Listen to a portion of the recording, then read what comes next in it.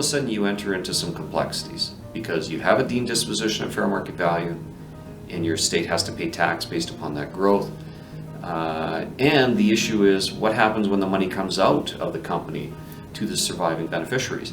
Well, that's another level of taxation, typically dividend taxation.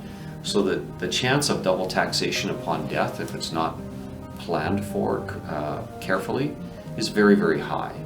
There are some mitigation strategies that you can do post-mortem, but you have to be very, very on top of the timing and very on top of the pros and cons of doing that. And that's where, life insurance, for example, is a very, very good tool to utilize up front.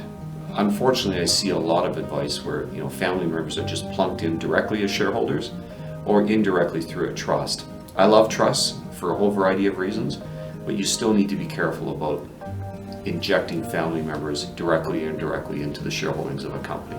Really, it depends on what you're trying to achieve, how big your business is, what the liability risks are, where you're doing business, who are the shareholders. There's a whole litany of issues that go into deciding what the legal structure is. There's a common mythology out there that if you use corporations that you automatically save tax. I say that's myth because it is a myth and it's just simply not true. So I think if you are starting a business or if you have a current business, always good to revisit the legal structure, especially if you're starting out front. What is the ideal one?